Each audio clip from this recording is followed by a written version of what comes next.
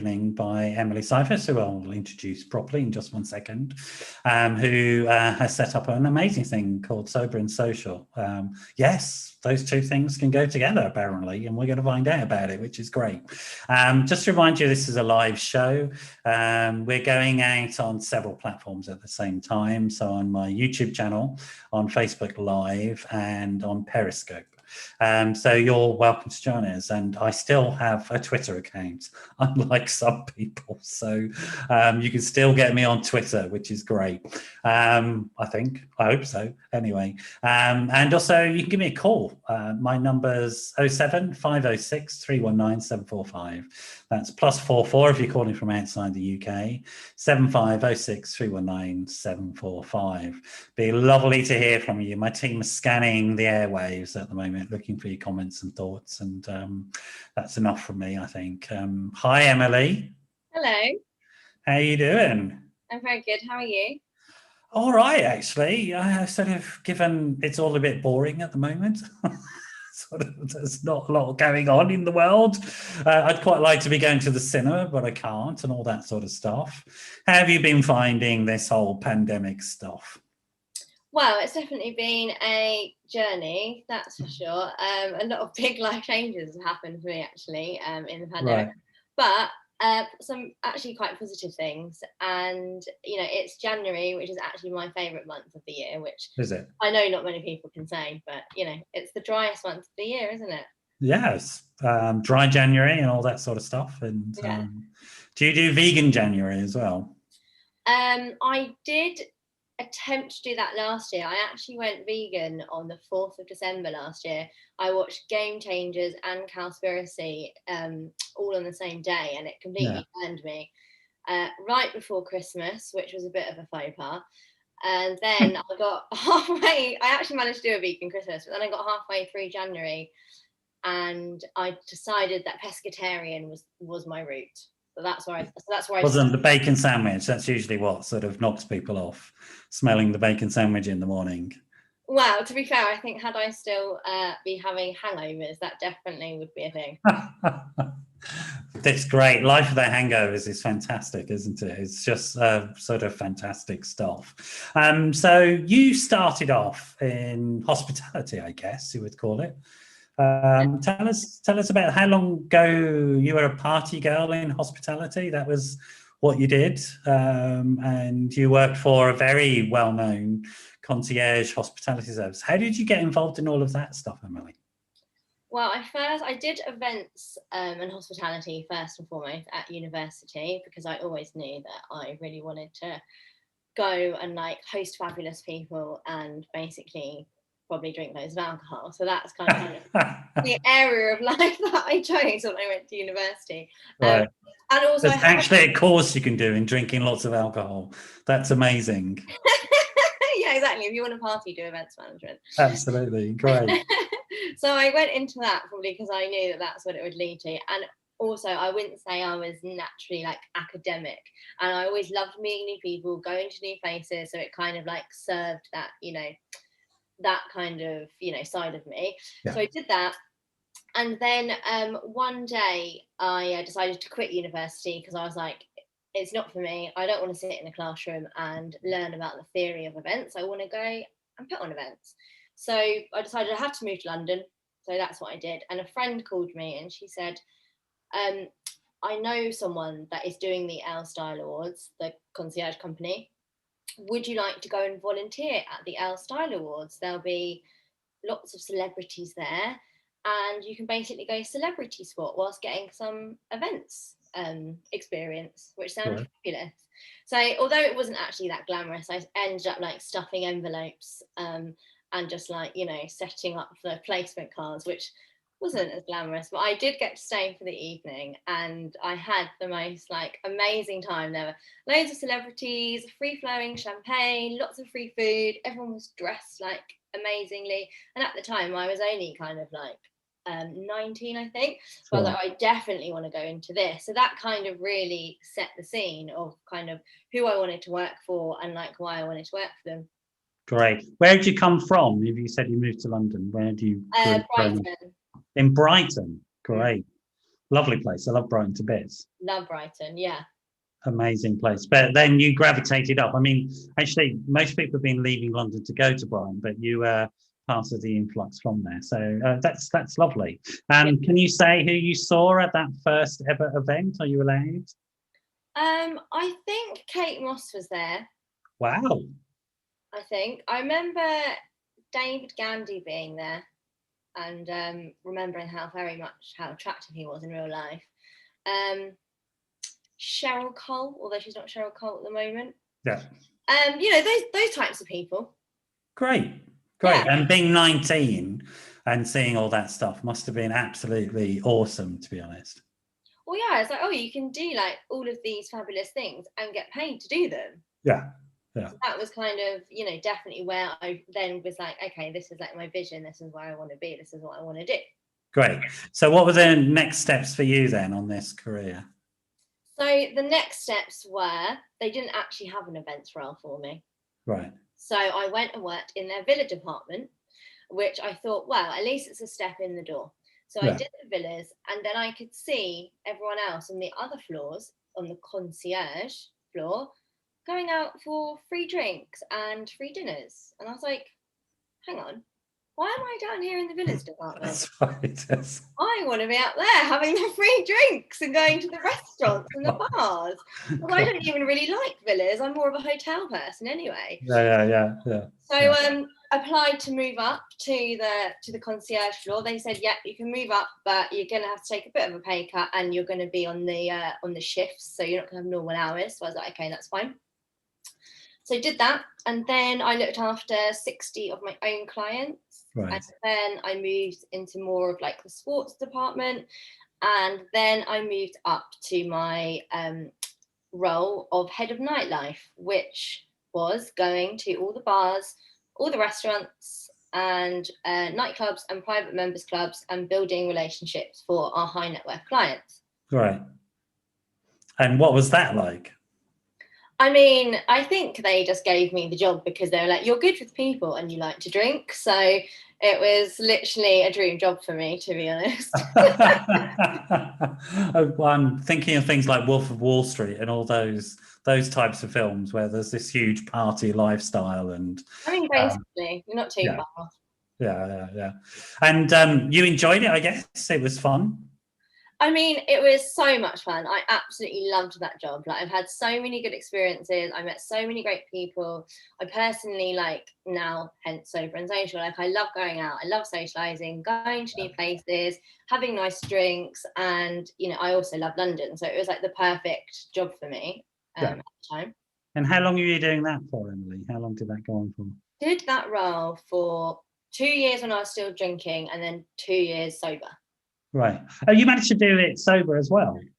Yeah, I went sober 2 years into that role, and then continued doing that role for 2 years after. And what was that like? Did they comment or? Well, yeah, I think they were very grateful that I was actually turning up at my desk. Sort of, something's changed. She's doing her job properly. What do I know? So she stopped drinking. Right. Okay. There might be a connection. The irony, you become better at your nightlife role because you stop drinking. Right. Absolutely. Well, that's interesting. So what was it that made you think, oh, I need to stop drinking, and sort of what had happened to you that? I was just in such a negative cycle with my drinking, and even like at the age of 25, I do remember going on a complete mad one, and by mad one I mean like I didn't go to bed for 3 days, and it was a bank holiday weekend. Anyone in London will know if they go. It's the SW4, then it's the Notting Hill Carnival, and it's also my birthday, so it all used to get very out of control. So after that particular weekend of 25, I was thinking, oh, I'm turning 25, I can't be doing this anymore. And that was really my first kind of like route into sobriety, of waking up that day just being like, no, like I feel awful. And that was kind of the catalyst for some further self-development and stints of sobriety. So kind of from the age of 25 to 28, I would very much drink, not drink, run a marathon, drink, do a juice cleanse, drink, go to a yoga retreat, drink. But every time I would not drink, I would feel so much better. But would always be like something else would come up, like it was a birthday or it was Friday drinks after work or there was a new nightclub opening or whatever it was, and I just thought, well, I can't not drink because how am I going to kind of, you know, live my life?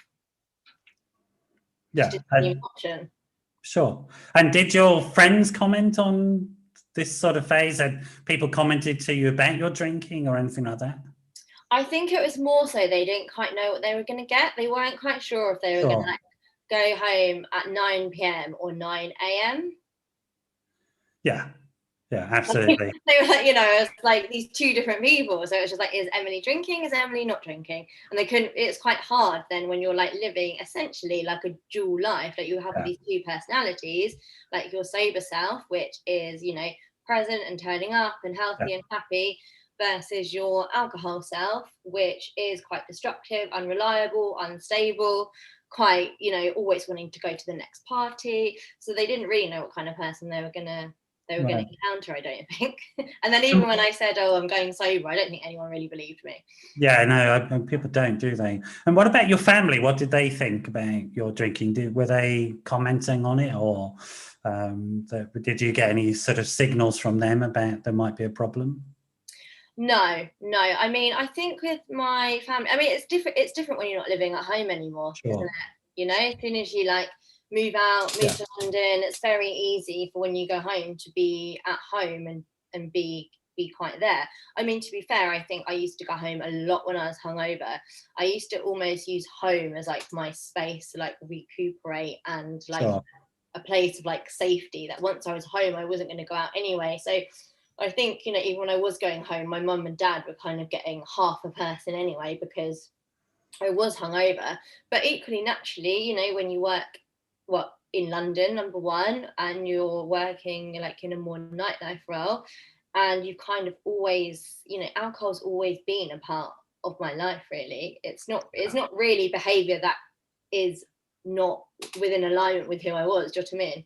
Yeah, and also I guess with your age as well, we tend to think it's fairly normal in your early to mid 20s caning it and things like that. And I suppose as we begin to reach our 30s, people then might go, well, you know, what's going on, which seems to have been the story for you. So you go through this sort of 3-year period of binging, stopping, trying various things to sort of improve yourself, which is always a good idea. I mean, I would encourage people to always throw yourself into things, and there's nothing wrong with yoga, for example. That's always a good idea to get involved in that one.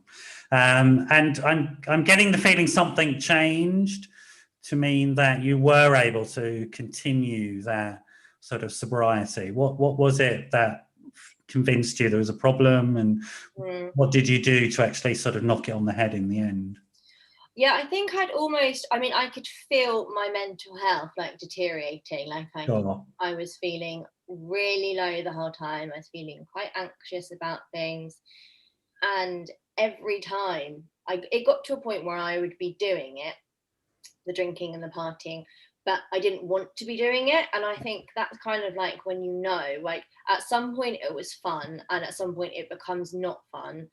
And when you're trying to make something good and you know that every time you're doing it, it makes you feel awful and it's like depleting your life, but you can't not do it, then you're like, okay, why am I doing this? And it really, you know, you almost get so sick of your own self, of telling yourself, you shouldn't be doing this. Why are you doing this? Or I'm not doing it again. And then a few days later, oh, you're back in again. Like I just almost couldn't like get past that cycle in a way. And it just got to the point where it was just getting worse and worse and worse. So I was like, okay, I do need to like go get help. So I did go to therapy, and that was what kind of allowed me to really take a break from that cycle, I think, and look at my behavior and you know, get out of it in a way.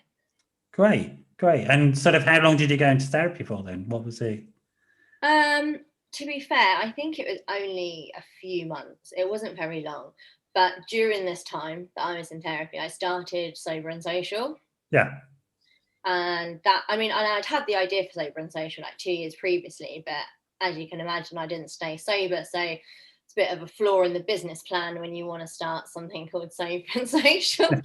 You rock up pissed at, you know, so like people are like, hang on a minute. Not in alignment with your brand, is it really? And I don't think therapy needs to be long term. I think it needs to be something people commit to. If you find the right person who's got the right skills, it can be really, really quick, to be honest. And was that your experience? So it was just a place in which you could sort of, what did you do in it? What worked for you? Yeah, I mean, I think for me, it was just a case of stabilizing like those unhealthy behaviors. Okay. Like I just kind of needed to get to a point where I wasn't engaging in them anymore, so I could then work on myself. And for me, that's what therapy did for me. It wasn't necessarily something and also, you know, it's really expensive. It's not something I could actually afford long term, which I think is, you know, something to point out. Like it is quite hard when you are in this place because there isn't that much support unless you do have money, or maybe you're, you know, at the bottom end of the line to then go get help that is kind of funded, you know. So I was very lucky that I could afford 2 months of therapy, but realistically I couldn't have afforded to continue it. But I did, you know, get kind of like stabilized, which is what I kind of set out to do. If I can just deal with, you know, not drinking for a few months, then I can start to really do the other work and look at the personal development and the areas that make me happy, work on my self-love, work on my routines, put my energy into something that's going to help people, Sober and Social, do an Instagram account that then made me accountable for my sobriety, build a community, like all of these things that I think are so imperative if you are to stay sober. I kind of created that container around myself. Right. And did you have these clear goals, or was it something you defined while you're in that period of time, or had you known I need to achieve these things? Where did all that come from? Yeah, I think they kind of just naturally happened. Right. More that kind of I removed alcohol from my life. There's almost, you know, there's a void when you remove it because you've used it. Yeah, the professional void, a social void.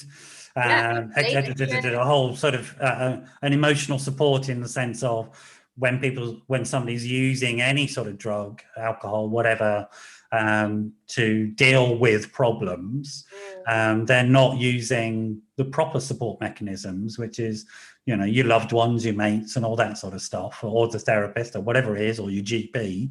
You tend to become much more isolated and insular in your problems, which all you know. Did you ever try anything like any of those peer support groups?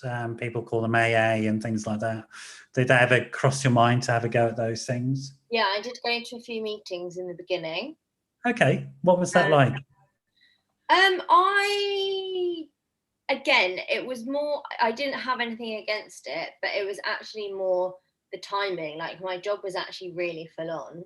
Right. At the time I was having my therapy. I'd kind of started Sober and Social, so I'd almost got my like community, my connection, my accountability, and I felt like I'd really taken responsibility, all areas which I think AA really help with and are all encompassing. If you don't have a kind of another support group to go to or network, it's very, very good. But I kind of had all of those things in place, and I was getting up at kind of like 5:30 to work on my business, and then I was going to my job, and then obviously my job was in nightlife, so I was going out.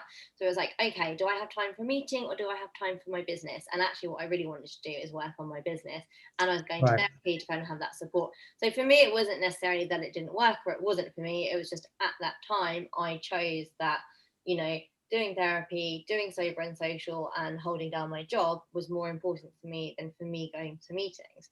However, I did start going to meetings in lockdown 2, which I found very useful and very supportive, and have met some amazing people through. Great. I mean, I think that sort of open-mindedness about it and also reality about your own situation are really, really important things to have. That I don't think there is such a thing as one size fits all, but I think your attitude, which is, right, I'm going to commit myself to this process, I'm going to learn about this stuff, and then I'm going to really do it and be held accountable, is exactly the right, if you like, methodology. The way people individually develop their own sort of recovery programs, I think is great. The more diversity, the better, to be honest. I'm not an advocate of any particular way. So tell me, the genesis for Sober and Social came from where? You were still drinking, still having problems with drink, and working in the concierge service. And so how did this idea come about? Because it seems unlikely that it'd spring from your head if you're, so what was it that drew you to it, and what was the original idea? Well, I promised myself that when I chose to give up drinking, that I wasn't going to compromise on my social life, and that I still wanted to live my life to the fullest and do all the things that I really enjoy, which are still going to nice bars, are still going to nightclubs, is still going to Ibiza on a holiday and dancing till the early hours and meeting new people and having interesting conversations and trying, new drinks and new cocktails and stuff like that. But they're all the things that I love. And I said my life wasn't going to change. And I don't mean change in a sense that, it wasn't going to change at all, because it has completely changed. But I wasn't going to change something if I really loved to do it. I didn't want to have this mentality that I couldn't do something because I was no longer drinking. It was I'm still going to do this thing if I really enjoy doing this thing. And you know what? Some things you stop drinking, you're like, actually, I never really liked doing that. It was just because there was alcohol there, and that's completely fine as well. But I thought there must be other people in London, and at the time there wasn't really any other. There was Club Soda, which is an amazing organisation. If no one has heard of it, it's absolutely incredible, the things that they do. And there was Morning Gloryville, and they were kind of the only two things that I could find at the time. Now there's loads, by the way. If anyone's thinking of going sober, go on Instagram, go on the internet. There's so many communities and groups doing sober things. But there wasn't kind of anyone, doing the, like high-end sober bar crawls or kind of Mayfair nightclub parties, or I don't know, that, day raves that were in a, I don't know, just a bit more in a proper nightclub, like not in a, where I wanted to create situations where people could not drink in situations where they would normally drink, to help kind of change people's perception of what they thought was a good time, basically. Okay. And you weren't trying to set out to sort of do a sober support service. This was looking at a nightclub and that type of experience, so that anybody could come along to it, but it was going to be sober. Yeah, I wanted to create experiences that people had without alcohol, that they would then perhaps go back and actually question their need for drinking. And also the fact that people could come and meet other sober people and build a community and have connections and have support in that way, because actually finding sober friends and like-minded people has been imperative in my own sober journey. So I really wanted to create that environment for other people. Okay, that sounds amazing. I mean, that's a fantastic idea. I love it to bits. So can you tell us, I mean, obviously there aren't those live events, and we'll catch up with what you're doing in response to the pandemic, because you've been very creative about it, I know. But prior to the pandemic, when there were live events, can you tell us a few of the events that you did and who typically was turning up, what happened and what they were like? I mean, what comes to mind is, I don't know if you remember the Friends episode where Monica goes out with this guy and he turns out to be a drunk, and he stops drinking, and then he's the most boring person in the world, right? So this is the idea that people have, isn't it? You're going to stop drinking, become the most boring person on the planet, and your life will be grey and grim. So give us a flavour of some of the events that you put on over the years.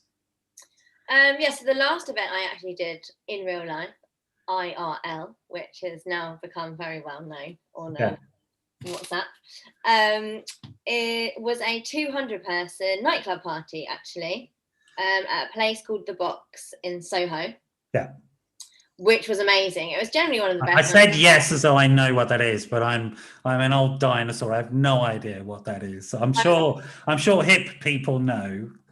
Yeah, well, if people don't, it's a really great nightclub in Soho, but quite well known for its debauchery and and good time, basically, as most nightclubs are.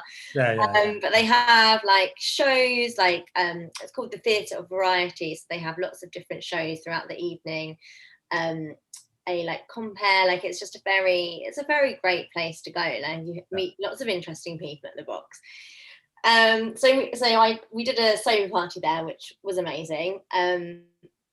7 p.m. till 11 p.m. so we could all still be in bed before midnight, but it generally felt like it was 6 a.m. in the morning and you were like at a rave. It was great. So that was one of the events. Lots of sober parties. How do you sell this to a club like the Box, which I mean, I guess they, like most clubs, you know, one of the ways they make money is they sell huge, vast quantities of alcohol that costs people a lot of money. I mean, how do you sell this as a sort of business to them?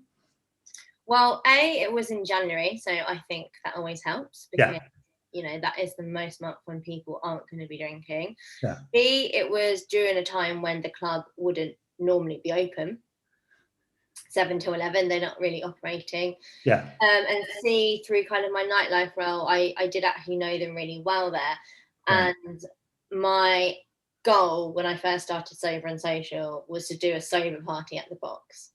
That was like what I set out to do. I was like, if I do one thing and I don't do anything else ever again, it's doing a sold out sober party at the Box, because I just want to change people's perception of what they think that it is to go out clubbing. And high five, Emily. High five. Well done, you. Have a good time. So, you know, that was it. And I was very lucky that I got Seedlip on board, who supported me, like saw my vision and were like, you know, we'll give this a go with you.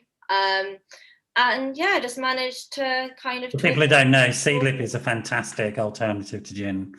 It's a fantastic series of drinks that they've got, and there's a lot more of those drinks coming out now. I mean, Seedlip sort of pioneered the way. I mean, Seedlip, paved the way. Like, Ben is incredible, and everything that they have achieved is incredible, like on a global scale, and what they have actually done for alcohol-free drinks market. Like, if you can go in and most people know what Seedlip is, whereas a few years ago they wouldn't use last time I was at the Ivy, it was one of the alternatives, sort of, because I don't drink and I haven't done for many, many years, and I know what Seedlip is, and I sort of saw it. I was having a meal at the Ivy and I just said, oh, I'll have a Seedlip if you don't mind, and it was just like, yeah, that's it. And it's great to see that. I mean, it makes me very excited. I'm really, you know, I like all the range of non-alcoholic beers that exist. So far I haven't found a very good non-alcoholic wine, so if you have any suggestions about that, I'll sort of be very interested. So non-alcoholic wine tends to just taste like grape juice, as opposed to my memories of wine, which I used to consume in vast quantities. So so that's amazing that you achieved that just before the lockdown. So tell us about some of the other events that you did prior to the lockdown in real life, as it were. What sort of things were you putting on? Lots of different things, really. One of the signature things that we started doing were bar crawls, just because I think a bar crawl is something you would do when you were drunk, but no one ever thinks, oh, shall we go on a sober bar crawl? So I just thought I kind of wanted to make that kind of like our little thing that we did with sober bar crawls.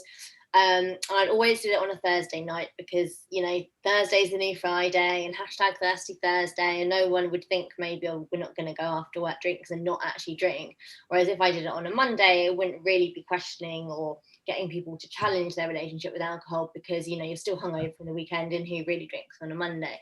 I mean, I still did, and I'm sure there are people that do, but it is kind of a day of the week where we would say it's a bit less tame and it's easier not to drink alcohol. Whereas I think doing it on a Thursday, busy bars in London, people are actually obviously drinking, and it's more of an environment where you would feel triggered. So it was important for me to do it in that environment where people would perhaps challenge their relationship with alcohol and still be able to have an amazing evening, meet amazing people, have great conversations, and come away from that being like, do you know what? Actually, it's not about the alcohol. Yeah. I mean, I love it, because I mean, when we did our sort of conversation on the phone, I always have a sort of get together with people on the phone before the show, and just talking about your philosophy and belief. I mean, you're very interested in this idea, I think, that of being there as a resource. I mean, I don't want to say in those terms, because that's really boring. People go and have a lot of fun with you, and that's the whole point, isn't it? Yeah, totally. And they do it sober. But one of the things that you're interested in is, you know, how people who maybe are beginning to feel like their relationship to alcohol is not as healthy, but not necessarily people who are way down the line who, you know, clearly are ending up in jail cells and things like that. But it's aimed more at people who've become uncomfortable. And I suppose like yourself, found that it was more difficult than they wanted to just stop drinking, and then they get a little bit concerned. Is that a fair sort of assessment, do you think? As well as those people who have already decided, I want to be sober, now I want to improve my social life. Yeah.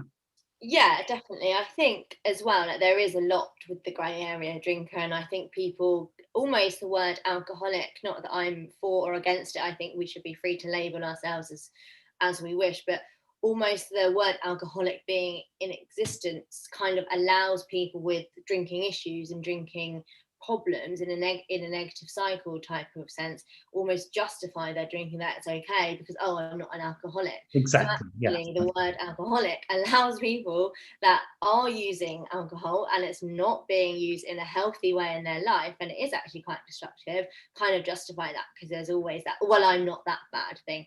And that's the type of people that I really do want to kind of, you know, want to know that if you are, having alcohol in your life and it's affecting your life negatively and it's unhealthy, and that could just be you've woken up and you're really hungover and you feel ill, or you've gone on a night out and you've spent way too much money, or you haven't gone to work the next day, or I know you've woken up next to someone and you know that you shouldn't have done any of these things that we wouldn't see as major, but actually are quite normal to most people.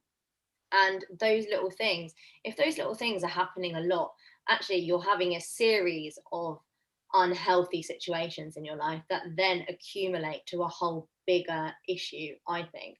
So I think it's just getting the message out there that, if you don't want to drink and you know that it's affecting your life negatively, you don't have to do it. And actually you can not do it and still live your life as amazing as it already was, if not better, because actually going alcohol free, everything you gain is so much. Yeah, I mean, that's definitely my experience. Without alcohol, things are improved. But then I know I have a very serious problem with alcohol, so I'm sensibly avoid it. I'm thinking about, particularly as well, younger people for whom these abstinent messages and these alcoholism messages are largely a waste of time. Because if you're sort of promoting this, especially me, as some overweight white bloke in his 50s telling some 20-year-old that they've got a problem with drinking, they're just going to have to bugger off, quite rightly so.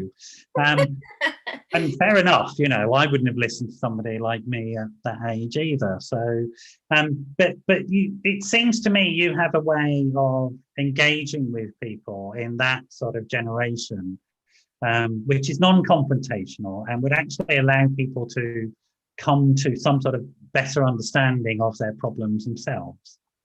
Yeah, I always we hold these sharing circles every Sunday in our membership. Oh, okay. I'm sure we'll talk about it later, but I always just kind of, caveat them with, we're all obviously on, and sobriety, drinking, it's all on a spectrum, right? And we're all on different parts of the spectrum, but we're all here because we're just wanting to lead healthier and happier lives. And I think for me, ultimately, that's what it is. Yes, it is about putting the drink down because it doesn't serve us very well, but it's putting that down so we can generally be better people, be healthier, be happier. And that kind of is my vision for all of areas of my life, is to be the healthiest, happiest, highest version of myself. And for me, alcohol doesn't factor into that. So it is just not about putting the drink down when with our membership, it is very much a lifestyle and being, physically better and mentally better and spiritually better and building community. And, it doesn't have to be, oh, I put the drink down and I can't go out anymore. I do really want to promote that you can still do the things that you love, but just without alcohol. Yeah, and also, I mean, it seems like you're doing that thing whereby, because of your industry connections, you're taken a bit more seriously, maybe, and people will support you in the industry, in the hospitality industry. Tell me about the sharing circles. You might as well talk about them now, because again, I think I want to stress with people. I mean, I really enjoyed our conversation on the phone, and I'm hoping people get some sense of what you're like as a person, because you've been extremely thoughtful about what you do and how you actually do provide good quality support and services to people, which doesn't at all look like support and services. It just looks like a lot of fun, and that's what it feels like. So I don't want to reframe it in my boring therapy terms, is what I'm saying. So tell me about these sort of these circles that you do. What happens, and what do you offer to people? Yeah, so basically I try to encompass all areas of like a sobriety journey in the membership, right? And for me, Right. Listening to other people about their sobriety journeys, and also having a safe space to share about things that were going on for me and previous things that had happened to me in my drinking days, or what I was struggling with in my sobriety, proved really invaluable. And I don't believe everyone wants to go to necessarily an AA meeting and have a label of hi, I'm an alcoholic, hi, I'm an addict. Yeah. It serves some people and it doesn't serve others. And getting into a program and getting a sponsor, again, I've seen it work, like for lots of different people, and it is amazing, but equally not everyone wants to buy into that. So the sharing circles are kind of a less informal space just to come and share every week about what's going on for you, listen to other people. And I just think as well, in our lives we don't very often get a space where we can just talk for a few minutes about what's going on for us, not have any judgment, but just be in a really loving, kind space where we know that it's safe. So it was really important for me to offer that within the membership. Absolutely, yeah. And I mean, the reality is that the reason why people are having problems with drink is because they're having problems. And if they've got another way of dealing with it, and this sounds like it's another way of dealing with it, then when people do put down the drink, they can go somewhere else with that and learn healthier coping mechanisms, which is this sharing circle.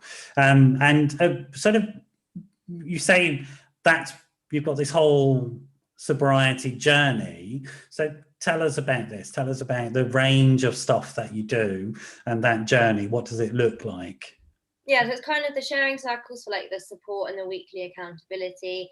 We've then got like our monthly expert events, which can be anything from like a personal training session, a meditation, a yoga class, a workshop, anything like that, because I feel like that's been really important. Like getting into my health and fitness has definitely been a massive thing that keeps me sober. And Sure. I think if we're exercising and we're like looking after ourselves, we're just generally more likely to stay sober because we're in a better headspace anyway and just feel better about ourselves. So that's incorporated in the membership. We have obviously in real life events as and when I can, but at the moment they are online. So we're about to do like a mix and mingle evening online where we're going to do like 2 minute, like we called it speed friend making. Love it. That's brilliant. And then people meet different people. Somebody just sent me a link to a lockdown disco, and it's on Zoom, and you do 5 minutes of mad dancing with a whole bunch of people that you've never met before, which is just brilliant. I mean, I love that stuff. It's sort of so creative, and I love what you're doing. And so what else are you doing? Sorry, I interrupted there. So we're doing the socials, and then we have like our online members portal, so people can like log in. And on the members portal there's all the podcasts that they can listen to, alcohol related, but also kind of a bit like personal development related. A book section where they can go on and order. I've got all the Quitlet on there, as well as personal development books. We've got recipes. I've created city guides. Obviously they're a bit useless now, but hopefully they'll come into their own when the world is back to normal. So I've created like city guides for, I think we did New York, Paris and London for now, and Australia actually, of where people can go when they go on holiday, and the different like non-alcoholic drink places they can go, and like, activities to do if you're not drinking in those places, and that type of thing. And we've got playlists, we've got alcohol free drinks benefits. So obviously I work really closely with drinks brands. I'm really careful about what I put on there. I only put what I have tried and tested and what I personally like. And then we had like our Christmas party where we got a DJ on and everyone was dancing in their living rooms, and then we had like a little social afterwards. So it's just really about connecting people, supporting people, and kind of just showing that sobriety doesn't have to be boring, and there are all these other amazing people that do you know what, they have been through a bit of a process and journey to get there, but we're all in this together, and it is definitely possible. I guess we just need to cover this very briefly, but what happens if somebody turns up who has some significant problems, for example? Because I guess you're not really set up for that, are you? No, so I do specify in our terms and conditions that I'm not a trained therapist, I'm not a medical professional, and if people are alcohol and drug dependent, to please go immediately seek professional help. I have also had people where I've sent them to therapists because they ask for them, and I have a list of therapists that I work with, so there's always that support there. And also there are other recovery spaces like Smart Recovery, for example, and I've had a few people come into the membership actually where they need that extra support as well. So they're also in AA and then they're also a sober and social member, or the other way around, people were in AA but then they come to sober and social because they just kind of like need maybe just a bit more, well, as it says on the tin, a bit more social in their life, you know. So it kind of like serves as a really kind of like good, I think, you know, halfway house for people in a sense that are just kind of like dipping their toe in the sober water, and they don't really want to admit that they've got a drinking problem, but actually they come to the sharing circles and they're like, they don't need to admit that they've got a drinking problem because they can just simply step into a ready-made solution. I mean, that's fine. yeah. I'm with you. I mean, I think some people may choose to label themselves in a particular way, and that's cool, but it's not necessary. What's necessary is changing your lifestyle, and you can do that because you want to and because it's fun, and that's great. And I mean, I guess it would be, you know, perfectly possible for somebody to come to Sober and Social, never decide they have a problem with drinking, but decide that they don't like drinking anymore and leave it and get on with their lives and all that sort of stuff. And that would be a lovely outcome. I mean, I say that simply because as a health professional, I'm not here talking about somebody who does have a disastrous relationship to alcohol if I drink, but as a health professional, there isn't much going for alcohol. It has to be said. I mean, as a substance, it's pretty dangerous, and even in small amounts. I mean, there was a new study was produced today that even in very small amounts, alcohol is causing heart problems. So there's very little about it that is actually very healthy at all. Yeah, I mean, we're just putting a poison in our body, essentially. Basically, yeah. And that's not very sexy, really, is it? Let's be honest. No, not at all. I mean, I don't, there isn't much about it that is to be recommended, but it does have this capacity to sort of creep into people's lives and create emotional, psychological, and ultimately physical dependencies, and then it becomes really a problem. So what happened? I mean, it must have been the pandemic came, everything locked down, you poor thing. Here you are working in these social spaces in the real world. You didn't freak out though. What did you do in response to that? And how did you shape things? So a bit about that, and then we'll go on to what your future plans are and what you're currently working on, if that's all right. Yeah, absolutely. So that obviously the world kind of closed down, but we did just pivot online because it was more, I thought, wow, if now more than ever people need support, especially going into lockdown, the stress of the world, people losing their jobs, like people close to them having, you know, family and friends, not, you know, illness. I knew a few people that had people that were passing away, like, you know, all of these awful things that were actually going on in the world. And it was just important to be able to still offer what we were doing to people, in my opinion. So I started these like Thirsty Thursdays every Thursday. So everyone would come on a Zoom and we'd all bring our favourite non-alcoholic drink and we would all chat and have a social. And we did like online personal training sessions. We did yogas, we did workshops. I basically turned everything that we were doing offline online for the first lockdown. I launched my podcast, Sober Sips, which if anyone wants to listen to, please do. So we just turned everything online and it was really, really successful.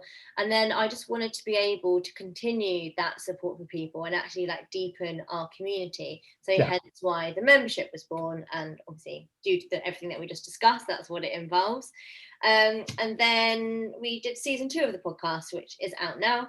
So I've just kind of, pivoted everything. So actually, when we do come out of this, what we will have is an amazing online community where people can tap in all over the world from wherever they are and join in the events and the sharing circles and have the online support. But equally, we will have the offline support, which is obviously what we were doing and what I kind of set it out to be. So we're actually going to have quite a lovely, support system, I suppose, for people that are going alcohol free in the real life and online. Do you have any worries about the hospitality industry because of, I mean, they are struggling at the moment. Are you worried about when there'll be a gradual step down in the lockdown. It won't be an overnight change, but throughout this year, we'll see us get back to some sort of normality. Do you have concerns about that and the number of pubs that have closed and clubs and all that sort of stuff? Yeah, I think separate issue from sober and social, but as an issue that I generally do care about, having worked in the hospitality for a really long time, I think the hospitality industry will not be the same after COVID. I think there'll be lots of places that will close down. I think there already has been lots of places that are closed down. And I just think, how we kind of view nightlife and bars, nightclubs, is going to probably change forever after COVID. Do you have any predictions or feelings about what that will look like? You don't have to. I'm just interested. I'm at that phase now where I'm asking my guests, what's your predictions? Because I don't think we're going back to anything, because we can't go back to the way it was. We're only going forwards to something. Now, one prediction, which you'll find interesting, is that after the most recent pandemic, which was the 1918 flu pandemic, that was obviously followed by the Roaring Twenties. And it seems to be that what happened was people just wanted to go and have a big party after a really frightening event, which was a pandemic. And so some people are predicting that that's what's going to happen here, is that we're going to have that version. Certainly the economists are saying, they expect, because there's been a lot of saving of money in the UK economy. Consumers have not been spending. They didn't spend over Christmas. They've got all that money they put aside, and there's going to be, an increase. And again, it's not going to happen one day we're closed and one day we're open. It's not going to look like that. So any feelings about what that future looks like and how you might exist within that? Yeah, I mean, I think that everyone's gagging for night out, aren't they? I definitely I think that's right. I just 110% think when people can, it will be there will be lots of money to be made. I think there will be lots of people going out, and as and when nightclubs and bars can operate, if they've managed to see themselves through this time like this, I think we'll be back on their feet and we'll be very successful. There is also the caveat though, when are we going to be able to be 200 people in a nightclub again? I don't know. And through the phase of kind of reopening, I think it could be, businesses are going to very much need to pivot again. Poor businesses, they've been doing this for the last year. But maybe if you are a nightclub, it's a case of everyone getting into the frame of mind that it's more of like a bar, and there's going to be more like interactive nightlife going on. So a lot more like burlesque shows, or a lot more like, I don't know, dinner and dances or cabaret or that type of thing. I think it's going to have to more be like we're going in early evening and we're going to be leaving around kind of midnight vibe, and there's going to be, I don't know, 80 people instead of 150. And I can see that. I think that's right. I mean, the prediction already is that next Christmas there will be lots of regulations that will come back into force again, because we'll have done a lot about the virus, but it won't have completely gone.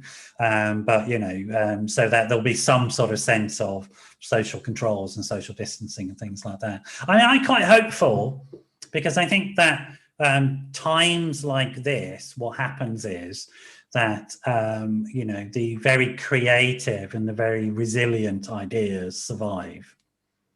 I'd like to kind of like coin this idea of interactive nightlife, but that's going to be maybe like the future of London over kind of the next year or so, until we can go back to normal and have those kind of bigger nights that we once used to be able to have. So this interactive being that there'll be some form of entertainment, there'll be smaller number of people, much more targeted, and they might have a bigger cover charge or something like that. But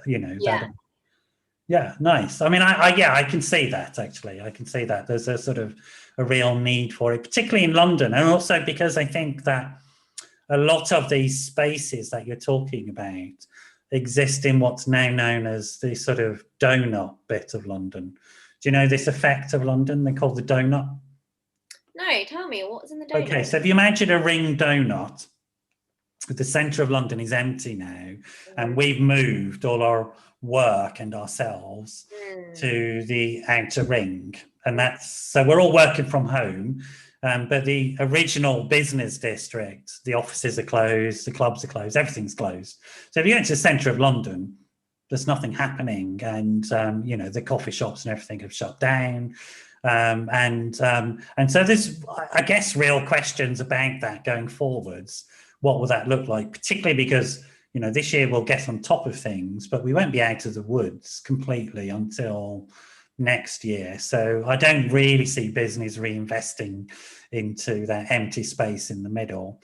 And it's interesting looking at Paris, for example. One of the things they're going to do is they're going to turn the whole of the Champs-Elysees into a huge attraction. So to deal with this. So obviously the Champs-Elysees is the Fifth Avenue version of Paris, and it's the Oxford Street of Paris, etc. And they're just going to create this huge garden around all of it.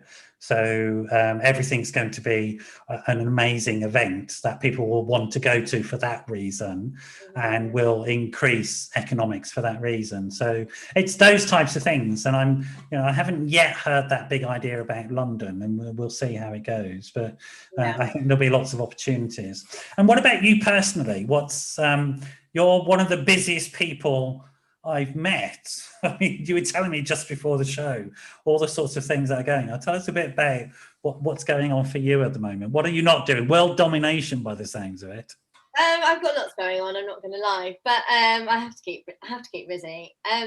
Well, yeah, I've got our amazing membership, which I absolutely love, which is amazing. So we're doing that. I've got just launched season 2 of the podcast.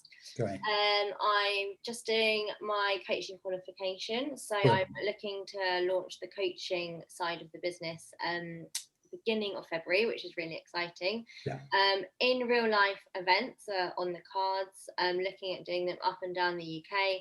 We'd like to launch events globally. I really want to open a non-alcoholic bar, and I really want to do retreats as well. So all of those things, basically. Where are you planning to do retreats? I want to do it in Ibiza because it's my favourite place. That's a great idea. I think that's a fantastic idea. Having healthier spaces in Ibiza. I mean, Ibiza is one of the places where you'll find the most rehabs. It's just ridiculous, but isn't also, it? Like, there's a very like spiritual side to Ibiza, and there's so much kind of like yoga and health retreats and like walking and all these amazing places. But actually, what I want to create is a party holiday in Ibiza, but sober. So it's going to be called like the Rave and Reset Retreat. Okay, right. So, because I think Ibiza is a space where people would struggle to go and party sober, whereas I want to turn that on its head and encompass that into a wellness retreat. Nice. Will you ever get fed up of partying, do you think? I say I haven't got fed up of partying. I've just got more pickier about where I party. Right. And do you think that'll be for you? Do you want to continue this for the rest of your life? Do you see yourself like 65 and 70 still on the dance floor raving away? Yeah, probably, to be fair. I can see it as well, to be honest. And also, you said you're moving house during all of this stuff. I mean, that's just extraordinary. Yeah, I am. I'm trying to move flat as well. Whilst trying to run 2 businesses and do a podcast and do Instagram and do all of these and eat food and wash my underwear in between if I can. So there's a lot going on, but it's all really good things and all working towards something really positive. We don't know where the priority lies in all those things, and let's not pry. Let's not go there, shall we? You can figure that one out for yourself, I'm sure. I mean, it's extraordinary what you're doing. And also, I think because one of the things I feel very strongly about is having ways of intervening sooner in that journey that people might have to absolute disaster. Yeah, it's definitely about prevention, that is for sure. Yeah, and prevention in a way that I think is really accessible. What sort of profile typically are you getting? Are you getting a whole range of people, or do you get a certain age profile or a certain gender profile? I'd say it's more female than male for sure. Right. And I would say it's probably about 30 to late 40s. Okay. Profile size, but equally everyone and anyone is very, very much welcome. There's no discrimination there, so if you don't fall in that category, it really doesn't matter, because you'd be very much welcome anyway. And yeah, it's just and it is really a whole kind of spectrum of people at different stages in their journey. Some people, you know, have gone to rehabs. Some people have just given up because they know that it makes them feel better, and other people know that they've been in a negative cycle with it, and they just want that extra support because they want to get out of it. So it's a whole, anything that you can imagine of like on the spectrum of drinking has signed up for a Sober and Social membership. Wonderful. How many members do you think you have roughly? We'll be at 100 by the end of January. Brilliant. That's fantastic. And it's just going to keep growing, I think, because it's such an amazing service. So just very briefly tell me the links, and I'll make sure my team go out. What are the links to look at in terms of the podcast, the website and stuff like that? So the Instagram is at soberandsocial_. The website is soberandsocial.com, and the podcast is SoberSips. Okay, and so my team will put that out live now in the sort of comment sections, and we'll also make sure that when we repeat the show and send it out through our social media channels, that those links are on there. What's the best way to, if somebody wants to become a member, like they've been listening and they go, that's exactly what I've been looking for. What's the best way for them to go and sort that out? Is it through the website? Yeah, going to the website and click on membership, or you can email us on hello@soberandsocial.com and someone will sort you out. All right, so soberandsocial.com, the website, is probably the best place to start, folks. It's Emily, it's been great having you on, really, and I love the fact that you know, it's a sober service that is not a service. It's what has worked for you as a person who wants to continue their life as normally as possible, but just doesn't want to destroy with alcohol anymore. And there are lots of people like that. And I think it's great, because what it does is it completely takes the stigma out, you know, and it normalizes a sober life. And the great thing is, I mean, because if you go to sort of California or somewhere like that, you've got a lot of these types of choices because people understand that a lot more. And it's wonderful that you're sort of spearheading and supporting and bringing these things here into London and into the UK, because I think it's really needed, absolutely needed. I mean, there's lots of communities as well, other communities that are doing amazing things in London too. Like Soda, there's Sober Girl Society, Morning Gloryville, like all of those kind of like networks are also, you know, helping this kind of ethos of a sober lifestyle is not a boring lifestyle.